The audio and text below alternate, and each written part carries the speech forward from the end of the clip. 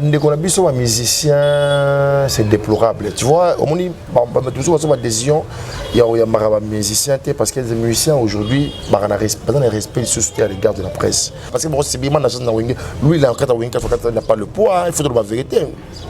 Mouto a fini à faire un agibé. Papa mourir à musique, la musique marquage. C'est quinoa. Bakinois to coller la musique ils vont quand ça fait na ngai na ma bête notre photo na kata émission pour y manda comprendre to critiquer to finir la santé to critiquer événement to penser pas côté négatif événement pas côté positif événement to le belango manda chante d'abord ça mutu oyo il y a message à la publicité.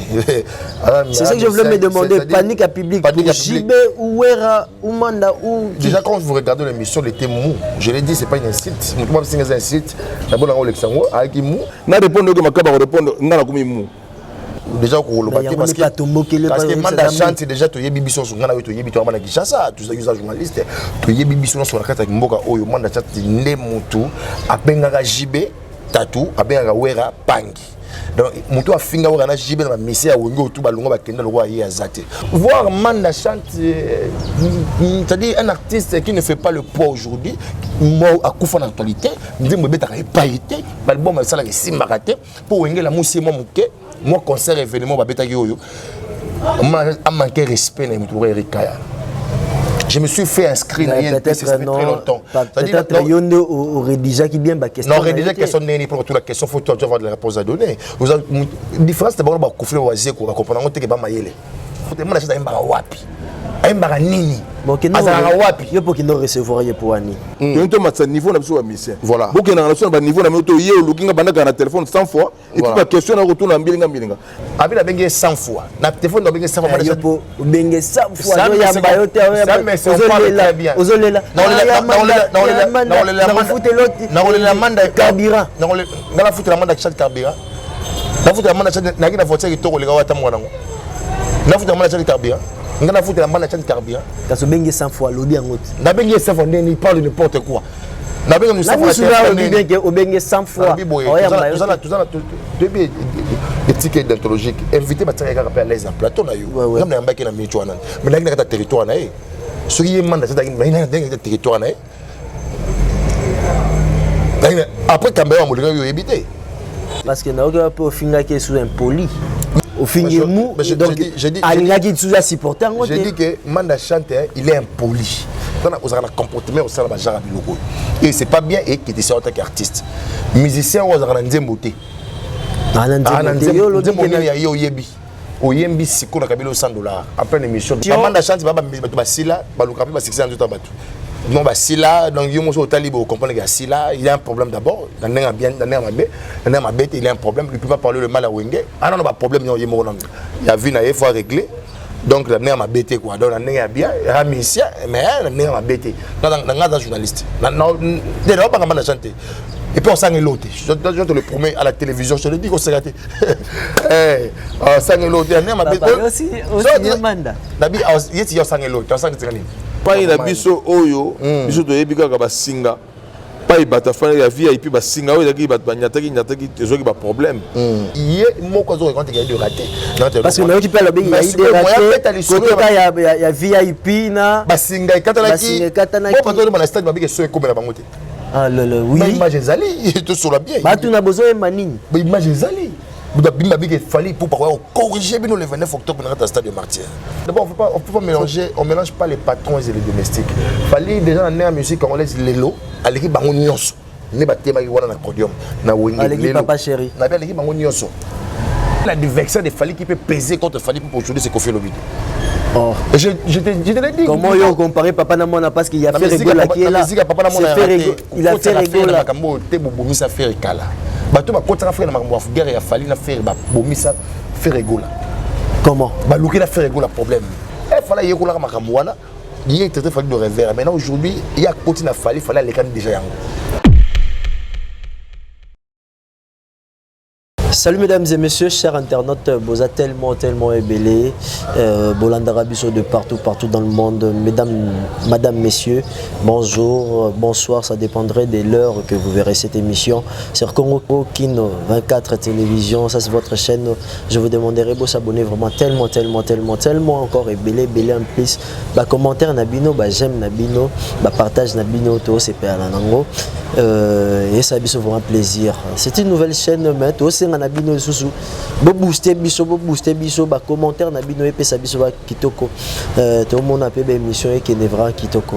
Je m'en vais directement saluer tous les gens qui nous suivent, toute la famille Nikoma, Christian Kimota, Zamba Bananjili, Miliki de la presse, Boda tellement ébélé, CPI de la presse, Odile Manzaka. Salam Nabino Boda tellement ébélé. Ya Gigi Bokole, ya Ngange Itela, Minos de Paris. Vous êtes tellement ébélé. Morena Perpéti, Dimoutingi à Godson Angola, Héritier Massamba. Lui, elle, Kabi, les jeunes, Bassalam Nabino. Je vais recevoir aujourd'hui Eric Kay encore de plus parce que et ça là qui vraiment n'a pas si tant Nathalie, la bonne message, téléphone vraiment et ça qui vraiment craqué, appel il y a Kaya, au moni, ceux qui t'ont démarré mais on va faire une analyse dans l'émission c'est moi qui a demandé à Eric Kaya tout ça l'analyse il y a émission parce que ça dit vraiment débat comme un comportement un grand artiste comme Manda Chante il y a au télé na plateau il y a au Tumbo Kambala moko à respecter tout comme déplorer vraiment bah artistes et musiciens congolais na ba acte na bango. Et ça vraiment bien mais on va parler dedans l'émission. Je vais recevoir Eric Kaya, bonjour. Bonjour le bombo de la presse BM. Bonne santé. Santé Kitoko. Netka au mon amour. Na moni ozongi sous na ben ayo. Ah oui, on est là. On a ben aoté parce que dans l'émission na yo na Manda Chante oyo bato belé balobeli yango tout le monde va commenter tout va appel partout dans le monde.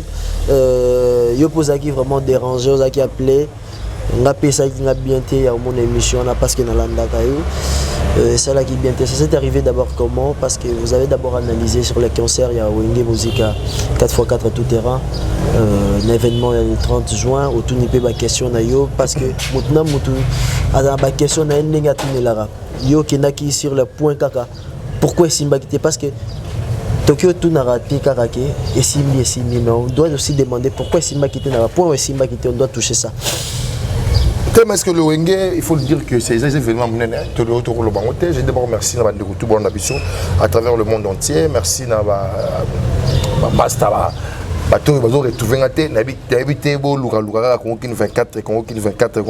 la chaîne est là nouvelle version tous on a pas besoin vraiment ramener parce que Rika de retour avec Fox de frappe. Les musiciens, c'est déplorable. Tu vois, on dit toujours ma décision, il y a des musiciens parce que les musiciens aujourd'hui, ils ont un respect à l'égard de la presse. Tandis qu'il y a des gens qui sont comme trop, et ils sont improvisés. Na copa trop et on moni que quand on peut et beba nango ils ont valeur être respecté. Manda Chante c'est un artiste musicien congolais de la République démocratique du Congo un ancien ça dit tout bengende mais c'est moi kala et m'a déjà kala parce que la vocal moko et salaye na kala ibungi vocal on a une reta wenge ils a parmi ba abanga ba révélation de l'année à l'époque où kala ibungi bimaka dans ba sauter ceux qui na Bossani par meilleur artiste de l'année Manda Chante à concert Wenga Zalaki mais Koléamba Manda Chante tu dois Manda Chante parce que l'événement de Wenge ça fait parler non l'événement de Wenge ils ont le battu ça disant ba côté positif et après ba côté négatif ce qui fait mal que on a biso le lot à misère Wenge 4x4 wana nyonso d'une manière générale ne veut pas balingi li sous teto lobaka et surtout peut ça ba point négatif parce que c'est pour ba bongisa parce que va continuer projet on les a continué projet à masse production né balobaka yango le lot va être assemblé dans hôtel $300 pour la nini pour la nini $200 pour tout hôtel la nini na stade basala ki nini tout ça ba image auto illustré à la émission que aux hommes on mais Manda Chante c'est dit que na émission na lana ki émission alobaki ke ba préparer qui concert vu et l'orondé comme si concert mukuse vie publique Donc bah qui n'a panique à public. Moi la chaîne d'abord ça mutu oyo il y a message à public. C'est ça que je voulais me demander, panique à public. Pour JB ou Wera ou Manda ou déjà quand vous regardez l'émission l'été mou, je l'ai dit c'est pas une insulte. Moi c'est un insulte. D'abord on l'exango avec mou déjà ko lo baté parce que Manda chante déjà to yebi biso ngana to yebi to amana Kinshasa, tous les journalistes to yebi biso sur la carte avec mboka oyo Manda chante ne mutu abengaka JB Tatou abengaka Wera Pangi. Donc mutu afinga wana JB na message ya wenge otu balongo bakenda lokwa ye azate lelo mana chaza mo le baté na wenge bon ba repêcher na mawanzambe ninga mawa donc ba bendie donc ça lokwa baté ba manda bazo gober tout bango ba sala ils ont pas oui et surtout manda n'a même pas de mots à glisser là-dessus alors ba neti na wera ni alors ba neti on peut ça commentaire neti ni sur événement oyo et Salemi hier il a pris acte dans Mdengeleki. Les gens yo qui watala la télévision, on t'a dit que lobby que ayaki lokola invité le roi mélomane alanda concert na ba fanatique na il y a ba star na ya wengo ba beksaye mais tu oka manda ko to lobby que non manda lobby que avec invité d'honneur ceux qui posent JB na président na nouer parce que des hommes na podium biso au salanine c'est-à-dire que bango na esprit il y a quelque chose qui ne marche pas là-dessus nettement na monde parce que une actualité parce que pas tout ça nzambe to luké parce que papa toto wingi to sur l'événement là to sur un peu ba coulisses il y a événement comment est-ce qu'ils ont préparé l'événement dans showbiz ndeni na stade de l'eau pour un stade parce que na landi place au lobaki lokomoko tous biso tout que Hollanda va travailler pendant 2 mois et 3 mois quelque chose comme ça 3 mois presque 2 mois 21 jours comme ça il y a un événement wana na martyr pour il y a okota na biso toyebaki concert il y a 16h voilà il y a comme 18h bokoti 21h mais ngana yo au monde Manda chante déjà rolo baté parce que le biba bengana événement c'est comme si vous voulez pas parler quelque chose là-dessus mais tout à Wenge et comme si bango mais tu dis que ba secret pas plus tard il y aura de l'eau à boire dedans je te dis je te promets que ça Wenge ma mwebeta ma mwebi parce que bon c'est bien Manda chante na Wenge lui il a encore Wenge il n'a pas le poids il faut de la vérité muto a finga we na jibi papa mourir à musique to la musique makasi ba kinois to koli na musique il faut qu'on soit na ngai na nenga bête notre photo na kata émission pour y Manda comprendre to critiquer to finir ya santé to critiquer événement to penser pas côté négatif événement pas côté positif événement to lobelango parce que parce que on continuer est-ce que yo au bien ça besoin un stade de martyr $300 pour to yota la nini to yoka nini le go yo beau préparer. Manda ça flamme l'émission, Manda télémi, il a un comportement qui est un peu aberrant, laborieux. Donc il s'est fait n'habiter sur Kandé à Nini parce que ça vous avez même poli à l'égard je dois c'est bon mais ça mais biso je crois non je ne permets donc permettre yango peut-être pour éviter bazaki wana moni na tamola ki wana na vitaki na ngai parce que trop que na ba chaleur mais je finis l'émission là sur place je dis j'étais là mais ça fait quand même et ça la mawa ça le NCP ça je vis maman à Télémi dirais-je encore que les artistes et musiciens à Congo bisonné tout ça là bango c'est nous la presse donc sans la télé sans la presse bon les gars place me sauter c'est dernièrement pe na Saint James na acte Salimaki pour Koffi Olomide étant Koffi Olomide c'est fâché contre moi à son téléphone donc basta rebelle bazo pesa biso sous point na bisoté moi je regrette beaucoup na regretté nango mais c'est rien la vie continue nous sommes là en train de se donner des événements nous soutenons les artistes et musiciens bato wenge balingi nenge bazawana nenge bazongi si orchestre parce que après événement ya wenge il y a pas redémarrage de la musique congolaise là on continue à marteler sur ça il y a rien du tout on a monique non il y a rien il y a pas redémarrage et pour ça bango ba chasser nati lokole so que événement continuera mami balete événement de l'année Zarambalama. Maintenant, nous allons vivre l'événement de l'année avec l'artiste Fally Ipupa.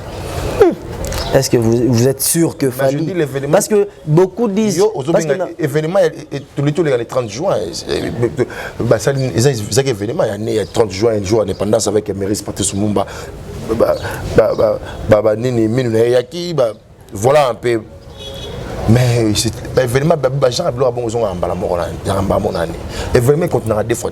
Donc il y a Fally le 29 et c'est le 29 octobre je suis en train de parler moi ici j'apporte le soutien à Fally parce que c'est un seul artiste et musicien qui est en train de faire l'honneur de notre pays aujourd'hui.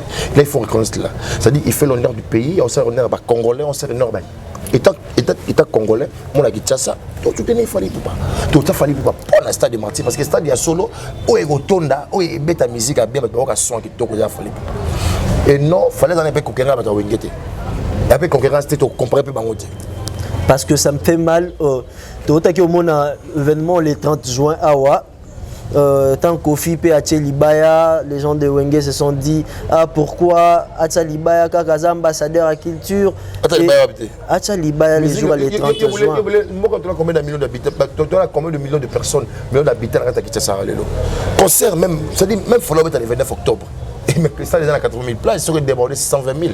Avec des follow dans la 30 000 personnes déjà, ça débordé dans même on ne peut pas rebêter dans concert né. Parce que selon ba nungu tori pe Wenge pe le Wenge li susu ba ba Libaya pour ba yemba nini ba yemba na banani ba yemba wapi ba sili kara o ba yemba ceux ba bandeli même ceux ba meki ceux ba sila ninga ba sili pe bien parce que déjà ba sila le Wenge là on parle de Wenge là le Wenge ensemble de Wenge ba to atema wana bato bateme wana bato batikali moi batikala ya we Razanatan Jibe Azanatan bato to kolobela lelo muke eza bango mi balo tankombo Emilia manda chante dans son ambake tuna kene we émission manda chante eza parce que actualité Emilia chez Jonga Beta chaque dimanche na France beta na nganda ya bar ya nganda eza staff eza nganda abeta na nganda na terrasse na bar na Kinshasa lokana na tchétché dans bakosa biso ba concert na poto raté mais abeta na nganda Emilia manda chante abeta wapi quelqu'un qui on sa moyen na carrière na loi pays exact abeta wapi on les la télévision abuya vers biso Marie-Paul loi Pelé. Mais il y a un peu Marie-Paul absence au contact qui était au tout nano. Qu'est-ce qui s'est fait? Je reçois Marie-Paul le véritable leader de Wenge. Qu'est-ce qui s'est fait? Parce que à mon anakité, il y a eu aussi absence, il y a beaucoup de gens. Mais moi je regrette d'avoir évité Manda Chante dans notre émission, dans la politesse manifeste, Manda Chante. Parce que moi je suis journaliste, on a eu le temps d'étudier, d'aller à l'école. Et puis de présenter les émissions à la télévision ici sur place. J'ai présenté l'émission qui s'appelle Génération Rap. À l'époque c'était une émission du pop où j'ai animé, moi j'ai présenté cela, Génération Rap. J'ai animé la mission matinale de la télévision, Papier Konjo, qui est le DG à l'époque. Au 5 ça, na des télévisions, na version KMB, pour me couper de tout se retirer qui. On est ensemble na RTV One avec le même concept de l'émission, Génération Rap. Après opération, on a eu des gens qui n'ont pas de Gaspard Love, qui n'ont pas de YouTube oyo nema solo e bana ya YouTube kota na YouTube siko beteri kaya depuis 2014 dans Zarada na kati tout ça fichar na ba bêtise parce que nous ne sommes pas là pour travailler na ba bêtise nous voulons mettre l'intelligence dans la bêtise na na format bana na télévision bazali lelo na tongo ba komona bango et puis je sais ni mania tanya bango je sais ni mania maniango malika ana succès même étrange ko le ngai oui malika ça dit papa na TV à la ngai bien c'est caméra c'est micro il y a internet a ouli wala témoin. Vous comprenez? Nous devons expliquer aux balades de la presse. C'est une fierté de moi. Parce que déjà une émission.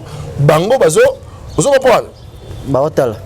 Ça on a simbi ba sac asi makambu asimi babilo ne senga vous comprenez na nenga mabete vous comprenez ça dit voir Manda Chante ça dit un artiste qui ne fait pas le poids aujourd'hui mort à coup en actualité dit me beta pas été l'album ça la simba raté pour Wenge la musi moi muke moi concert événement ba beta yo a manqué respect na mutu Erikaya.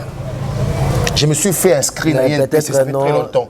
Peut-être qu'il au rédiger qui bien ma question. Non, rédiger question n'est pour toute la question, faut avoir de la réponse à donner. Vous avez une différence d'abord ba koufler oisier ko comprendre que ba mayele. Question. Et ça ngai ba réponse ça yo. Non, toute la question est oyo ka sana tuna yo, il y a fallu une toute question ka zéro ba baswe. Nenga lobi qu'il y a pas eu mise en jour, le site était calciné. Non. C'est aussi le grand point au Tokyo côté la licence parce que Tala, tout sur l'angoboui. C'est-à-dire, parce que bien repéli entre les journalistes et les musiciens. C'était remarquable. L'absence des vrais babas. Est-ce que vous avez que guerre psycho na ce qui est exposé à ma bête journaliste événement na bango déjà silite. Car c'est pas aussi peut pas képer un événement. Mais képer un événement, les seuls artistes na wenge BCBG 4x4 ba thème ba bête concert, ba fouti bien ba bête 3 4 nzembo za papa chéri j'ai bien piano. Je pèse mes mots, je le dis clairement. Aussi là, non? Il y a Noël. Papa, papa tout sur la Kinshasa. On est à Kinshasa à travers le monde entier. Tout les débats mais c'est pas pousser, va travailler, va baisser, va plan, va baisser, va dire moi c'est un chef d'œuvre. C'est-à-dire que tu as passé cours, on a passé cours à des plans des chansons, c'est jamais pire. Les gens yo autant que la communauté moi la chance wapi. Aimba nini. Bon azala wapi. Yo pour qui nous recevoir ye pour ani. Abi la bengue 100 fois. Na téléphone na bengue 100 fois. Yo pour bengue 100 fois. Yo yamba yo te yo. Ozolela. Na foute l'autre. Na la manda carburant. Na la foute la manda chat carburant. Na foute la manda chat na ki na voiture ki toko le gawa ta mwana ngo. Na foute la manda chat carburant. Ngana foute la manda chat carburant. Kaso bengue 100 fois lobby angote. Na bengue 100 fois ni parle de n'importe quoi. Na bengue Moussa fois. Na bengue o bengue 100 fois. Tout ça depuis éthique d'anthologique invité batanga ka rappel les en plateau na yo. Comme na mbaki na michwana. Mais na ki na territoire na e. Ce qui est manda chat na territoire na e. Après Cambéa mo yo habité. Biso peut mettre yo habité. Peut-être c'est excusé. Mais yo so yebon te ngas ko permettre ndete que batu moko boy ba fan na ka ba ko diminer tikaka. On n'est pas là. On doit en cas parce que na oka po finga ke sous impoli. Au finir mou donc j'ai dit sous supporter. J'ai dit que Manda Chante il est impoli. Un grand parent à la télévision, il est Moussa Nanganaye, alors Blangana autour de son papa. L'année bien, je n'ai pas quitté ma maison en venant ici pour tout le monde que soit papa. Tu l'as appelé 100 fois, déranger. Non, déranger la téléphone uniquement la tête de soir. N'a pas quoi conversation dans la téléphone de soir naïe. Non, tiens on y a tête. Non, bien ça pour être tenu hier dans moi malonga. Ou analyser le concert de Wenge c'est tout. Tu as dit que toi là tu vas biso pour le respect bandeko batala biso balinga biso parce que na mokili to basé belé et ba to se para peine Erika. Et ba la pega tout le monde soit peine Manda Chante biso lango parce que concert il y a na kata coulisse il est moko zo quand il y a de raté. Parce que na qui parle bien il y a des il y a VIP na basinga katalaki. Moi pas dans le stade ba bi que so comme la bangote. Ah oui. Image ezali tout sur la bien. Ba tu na besoin manini. Ba image ezali. Bouda bimba big fallait pour pouvoir corriger bien le 29 octobre dans le stade de Martyr. Nous n'attendons pas tout le monde. Est-ce que vraiment Korum et Gozala atteint pour Fali? Non, Fali c'est pas. D'abord on peut pas mélanger, on mélange pas les patrons et les domestiques. Fali déjà dans la musique congolaise lelo, à l'équipe bango nyonso. Ne ba tema ki wana na podium na Wenge. À l'équipe papa chéri. Na l'équipe bango nyonso. À l'équipe bango nyonso la musique. L'équipe bango nyonso. Bob. Moi, je commençais l'internet, tout le monde internet dans un cop donc in Angola, le cola fallait pour. C'est des hommes qui posent les pour la montre par correspondance. Vous comprenez comment donc vous liez la meilleure montre par correspondance. Communiquer. Donc toi on a laissé le rendez-vous c'est 29 octobre avec Fali. Le 29 octobre, le stade de Martyr, ils ont maman événement et puis tout le monde avec le micro baladé, beaucoup de bakilé, on peut se la psychologie pour Fali pour le stade de Martyr. Est-ce que je te le promets que ça sera ils ont maman un concert et puis concert de l'année l'événement de l'année 2022 avec Fali. Avec Fali. Mais ça ici mbité alors. Et si maintenant neni. Parce que qui Wenge pesa kabouya Wenge on va faire mais le to qui va commentaire to qui peut Manda Chante il y a eu des ratés. C'est le seul artiste au moment où nous parlons fallait pas jouer stade chaque année chaque année on va peut-être en 2023 bon on rappelle parce que les gens oublient que c'est la génération de Fali Poupa et stade peut on a besoin de papa na Wenge on a dit c'est les jeunes gens de baouya ba la génération 2006 style lelo bato va consommer Fali bato ba linga Fali Poupa c'est pas les bato ba ça n'a rien à voir. Mais Théo Gassou guerre sous un entre héritier et Céléo. Céléo s'est attaqué à héritier Watanabe Poani à na podium. Moi je ne préfère pas parler de Céléo Scram. Je crois que Céléo Scram Azali Azala nene asala makamna. Il faut le bango bien il a rectifié bi. So Céléo le barani ka to biso Céléo te ban na kata mutema. Donc ba bani bien. Donc Céléo s'est attaqué c'est man héritier pour salara moi égal héritier le bien que to yebani biso na ye na kata mutema donc to yebani bien. Donc to yebani ya yebinga bien na bien. Azolo baka tika le ba te po ina kai. Alobi ka tika le ba senga qui créer le buzz on n'a pas c'est une fierté lelo faut le bango Céléo Scram na nenga ba makamongo azai souté mazaka. Parce que to le belaka. On dit que comment écoute ça azali ibo créer actualité. So ba Manda Chante ibo créer actualité. Ya bula bet na wenga comme danger. Ce qu'on peut concert wenga bet na salle de Martyr soumini yasika. Ba revenu soumini yasika Manda Chante. Azui par na yatindi na estet. Na pourcentage n'est pas moi est-ce que nani nzilani. déjà batini je vais pas 40%. na yebité na monité en fait na moné l'autre yo journaliste mon en place dina ndo film on eken tout ba vérité tout ça va douter on va pas aller to que les coca là boy ba on ndeka que wenga mo kan biso parce que c'est actualité to le bango ka mais ah le moi je vais clôturer chiter de ne plus parler maman wenga parce que Manda vous êtes dessus Manda parce que Manda chante au décevoir en déni rappelle dans un message fort Bobby Mukaya il donne l'impression d'être artiste ma question ni nazo tuna batuana nabi oh mais question ni tande na tuni wa mabe yo monaki yo pesa ko conseiller na tuni rappelle na yebi na ngate mais yo tala émission parce que la question est biso ba réponse mutu bolo ko traiter te que yo ya quelqu'un qui m'appelle au traité de mou au traité de il y a quelqu'un qui m'appelait en Belgique en me disant que que c'est comportement aux taquiner non c'est un comportement c'est une mauvaise habitude il faut le bango il ne faut pas le bélango faire aux un comportement au sein de la genre logo et c'est pas bien et qui est en tant qu'artiste musicien aux en nzemboté yo yebi o yembi siko na kabelo $100 après une émission de botalanga nzembo Manda chante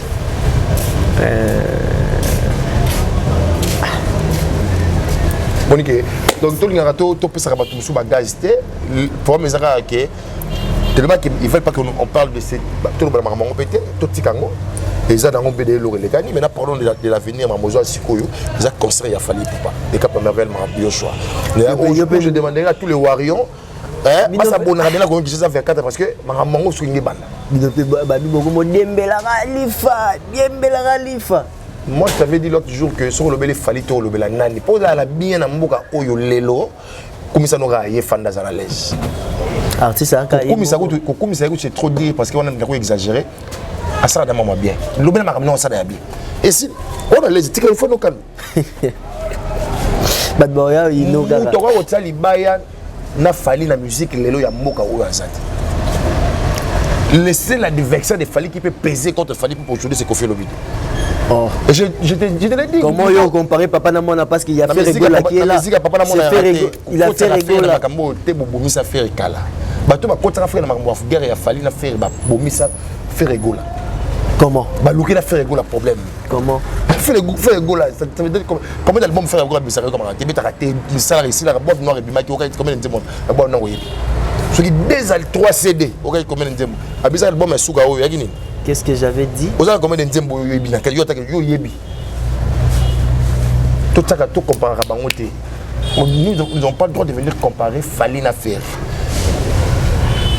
Parce que la musique les gens nous suivent Makambozo lo est-ce que vous comprendre les nuances. Nous comprendre les nuances parce qu'il y a un seul anniversaire Fali faire et puis ils n'ont jamais été adversaires à cause de cause. Fali n'est pas l'adversaire de Ferregola. Ah voilà. C'est comme si tout le monde fait pendant que tout le monde a adversaire sur une ligne. Ah, l'adversaire a été fallu pour passer un artiste musicien au Salvador. Ba tourner na Lausanne, Betty ba festival à Minene, couleur café donc 200 000 Mindele ba oyemba. Ce gars, le Fali, il est fantastique. Le monde 200 000 personnes. Le gars, il est fantastique. Quand on parle de Fali pour qu'on est à l'aise. Tu peux parler de. On va avec beaucoup de chronication. Nous devons la française. Nous devons boîte. Nous devons en cause. Nous devons en cause. Nous devons en sila. Surtout quand on va faire des billets, tu vas même pas mettre la musique. Mais je te dis,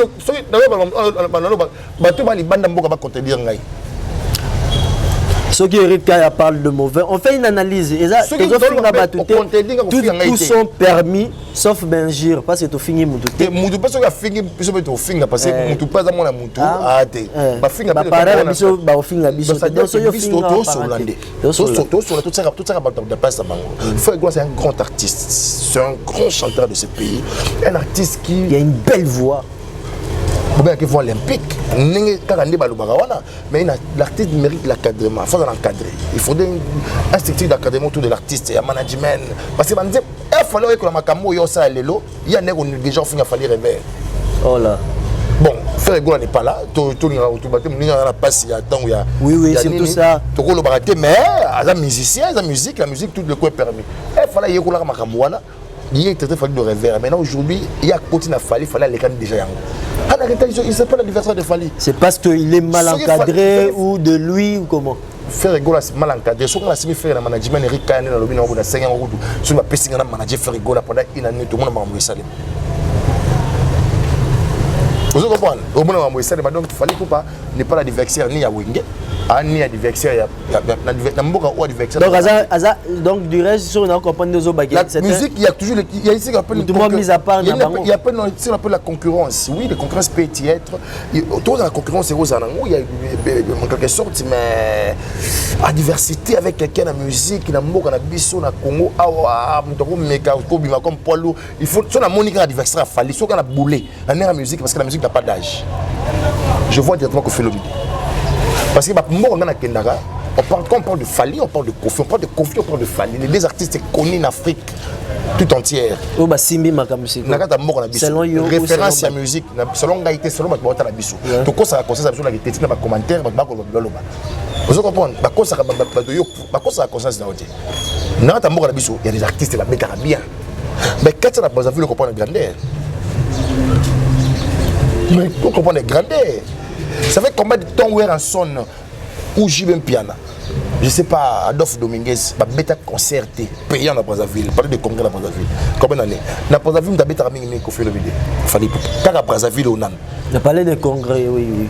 Tu as vu qu'à Brazzaville, concert payant. Autre élection, il y a ça des martyrs, on a une élection, voter, concert payant. Pas de concert privé caché, il y a belé. Au foot bien na yo yé c'est comme ça bon à stade il y a martyr tout ça monqué ce pour la fanatique il a fallu pour on a ébi dans mboka na biso parce que tout le monde est fanatique de Fally aujourd'hui il faut le dire parce qu'il fallait faire sa musique très bien même quand même on fait même sur la cima so tali look a Fally pour pas donc fallait créer le monde fandi boye Fally pour pas tout nous le balé sur le bit la téléphone on attend 15 20 pour Fally tembe pesate tout ça pas les musiques comme méga siko yo boye Fally ndé na ko sala des années na ko abisa musu ta pareil. C'est pas le fanatisme, hein. Parce qu'on dit aussi son album Oesa Circo sur le marché, ça n'a pas tenu. Hein. Ça n'a pas tenu, c'est bon, on a tenir. D'abord, on a tenir, si on a tenir. D'abord, on a tenir. Héritier Watanabe. On a 100 l'album héritier en 2020. Nous parlons de l'actualité. 2020, l'album héritier Watanabe Bimaga.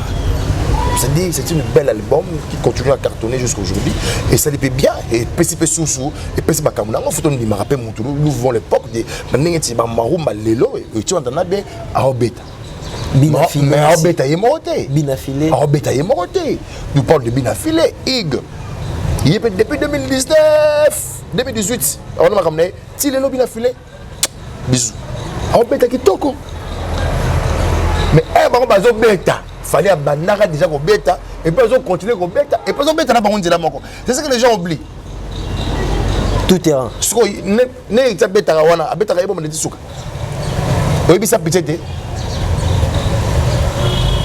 puis a flyé la chanson qui a mal cartonné na contrôle et puis Rick Mandala demandala soko tikinga et bien côté. Non, c'est-à-dire qu'on va traiter les gens de Fally ici, c'est-à-dire que c'est tout simplement parce que c'est une mauvaise foi. Mauvaise foi, nous sommes Fally, nous sommes des journalistes, tout travailler, Fally passer ça là bien. Parce que ça m'a fait aussi mal, il y a Koyoka que Yanati m'a bengagné par JB. Dans le bagage, je vais continuer à faire la publicité des gens ici, mais je pense que dans le bagage il a été chassé. Je ne peux pas comprendre pas le Koloti.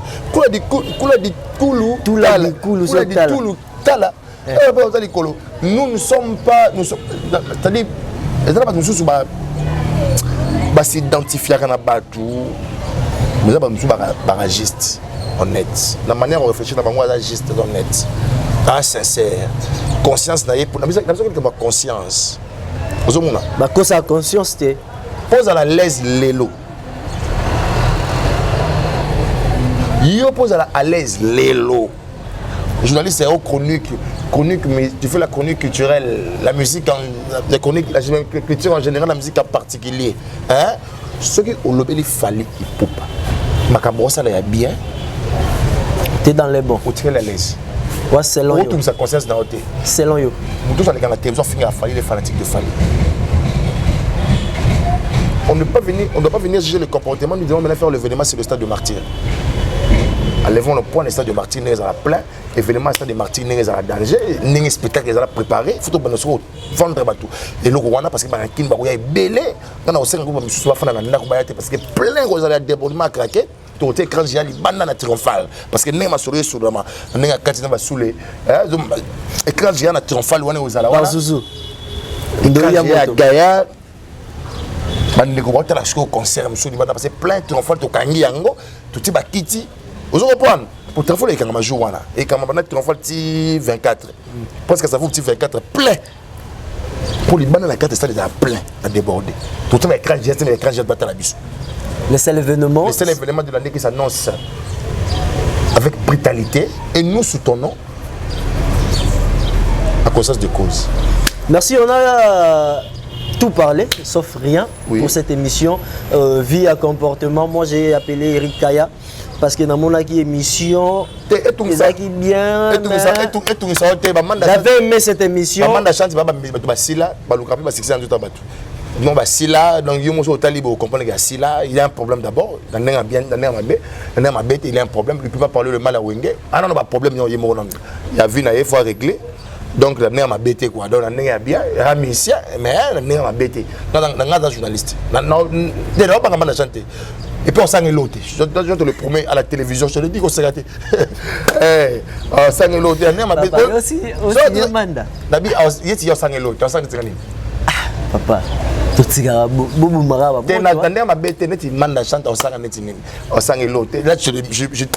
je le mets aussi à défi. Soit à Lingui, moi je suis là. Donc voilà un peu, nous sommes congolais quinois. Donc nous tourné 8 pays à Europe, à Betiki Togo. Donc, éviter les choses sur la Syrie parce que nous déjà on va un peu aussi à parler. Il y a moi Mouké sur l'homme de répétition. Azongi avec Fox. Jamais un générique, la génération n'a tout craqué. Yo bêta note. Mais on lui reproche toujours que abeta musicien morobo ayebiru mateka générique. Bongo okaka mundi lu asombi mutuka boba yo ba ye. Est-ce que vous en avez mené? Ça dit parmi ma meilleure chanson, il y a répertoire préféré. Dis-moi, on a la carte. Je ne bien. Je comprends que je m'embrouille si je suis parce que tout le monde appelle Camille Tazo Biso Carré, Camille Tazo Bima featuring avec Fali Poupa, la coulisse de Yokazu featuring Nena Gezma Wete. Nous attendons, c'est un artiste entier, et il est conscient de ce qu'il fait. Au dos comme toi, Afani Bazo Sangabi, à ton fond de Bonapala, sur la vie. Alors, on va imaginer Gakala. CNL, Banini, Amataka, de l'homme, tu as tiré la carte, et après Rabakri. Un chanteur qui s'est transformé en animateur, il faut le féliciter. C'est un grand artiste de ce pays, Abin Samoukeli, Abin Sarafrique. Afrique, donc faut féliciter au tournée européenne à 8 pays déjà 8 pays ça va déjà playback musique musique urbaine musique à DJ tout le monde il fallait pour peut-être à Dubaï Yemoko plein à craquer avec un DJ derrière donc ça une musique à Mikolo après concert il y a des campagnes Patrick Beckham, Joël Lutula. Bientôt je retourne dans mon pays donc Angola on a toujours un souk à minute. Joël Lutula Tozalawana, tout le monde est belé, Barbie Prince. Donc vous êtes tellement belé pour ne pas citer héritier Massamba, Eric Kaloumé, le boss. Eric Kaloumé. Le big boss. Toroyakuna Jean-Jacques Bazola le nécessaire. Igenzinga, dollar rouge, vous êtes tellement ébellé là-bas en Angola. Paolo Tudilou, des boss. Sénateur. On sera là-bas à Luanda, Togoya. Toya, l'examen Mikolo, peut qu'on a passé qui ne peut pas. Aïe, ok, c'est Zouk Namboka. Kitoko, na lukayeka ba semeno de kota oyo photo sur la moké parce que on a mon amana na ibe kala de Pauli 5 ça la vérité il y a village quoi parce que les selfies soit dans le village tout ça un peu villageois bah tu as poids par rapport à l'idéologie toujours né à la gaga to ekende bien quoi Tolobela un peu sur le village avec Fabregas, mais Fabregas, comment que peut générique Nebima qui moellon, mais ce sont des artistes qui comme si ils ont un impact. Je ne comprends pas les gens. Je ne comprends pas les musiciens congolais qui sont là pour comprendre le niveau. Parce que je ne vais pas parler parce que je risque de bêtiser encore dans ma bouche. Parce que j'aime bien être honnête et franc. Je vais flanquer honnête. Tu vas flatter, tu vas tout clair. Fabregas, quand la Fabregas passe à Okende, non. Passe à Okende, il y a des boules. Donc les gars ils doivent rentrer avec Mboka. Ils ont rapide pour ça la moi plaisir. Parce que peut-être ils ont sonné, peut-être sonné parce que fuite en France, fuite aux États-Unis, déstabilisation de l'orchestre. Enfin dans les États-Unis, sur mais je préfère que le plus vite possible à récupérer ma caméra parce qu'ils risquent de tout perdre. Ils risquent de tout perdre. Parce que ça la paix. Que ba ozo place na malem ba oya pe na loenge au bout ngote Patrick Bekam azwa makasi azwa makasi Patrick Bekam déjà au Angola avec 23 personnes, une délégation de 23 personnes, c'est bien avec 4 productions à Luanda azoki mobimba kitoko c'est pour la langue ozomona nous c'est un artiste de ce pays mais tout conseil ba bureau parce que ba okaka ba journaliste te biso ka biwa okaka ngote ba to ba okaka on n'arrive pas à comprendre comment une star star ou vedette mais batbasi mara TV ba opé ce conseil limité. Je sais pas, il faut leur poser la question parce que bon debino ndeba mais je sais pas, il faut leur poser la question. C'est tout. Donc non les kamolo baté. Toya tuna boye comme laisse de me poser ba question pas ma. C'est impoli. C'est-à-dire c'est minimiser le travail des autres. Donc bilo ka bon tout le monde la télévision quoi. Voilà quoi. Donc, merci beaucoup. On a déjà presque na souka ya émission na biso pe na analyse auto sali. On a ingéré personne. Tout na lobaka tout coup sont permis sauf ma finga. Mettez carte sur table noir c'est blanc et le bas yamsi yambe. Je te salue. Dieu mundir ba mote na bino Alvin Lutumba ba mote na bino Jeka Zoom caméraman de guerre Bamote Nabino. Merci beaucoup Eric Kaya, on est déjà à la fin de cette émission. Moi je dis merci également à tous les amis qui me connaissent pour porter un soutien à Naï, Dadi Lukombo wana, Bazabato Faubourg Arabango, Dadi Lukombo la Pessimbote on a fait un autre mapouya malgré mais tout bon ça avait au mapouya avait un autre mapouya bien bien expérimenté venant grand frère na fona boka na tanga communauté avec fierté na boka la baronne la patronne Gina Kaya on a la grande sœur propre n'enga bien patronne n'enga pas bien faut le belango pe boire ba ni askaya wana boka bango to boki wana na suika wana na boki yote ça pour me dire non boka mais je demande à tous les warriors tout préparer événement à Fali Poupa le 29 octobre dans le stade de Martyrs un compte événement aux éléments ba bien comité à la vente ba tatoué ba billet mais billets sont disponibles bientôt tous on a parce que événement ça moko auto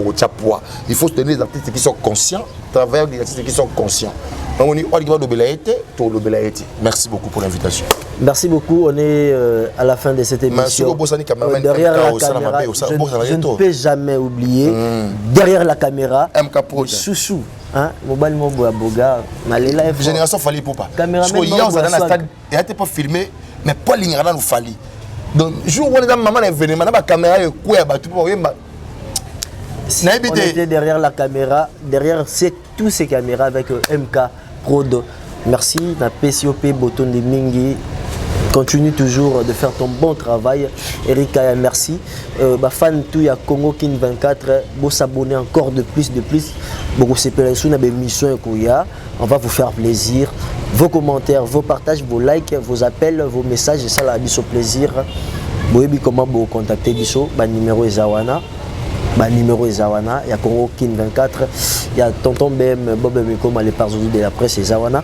On est avec vous, restez scotchés, branchés ici. Merci.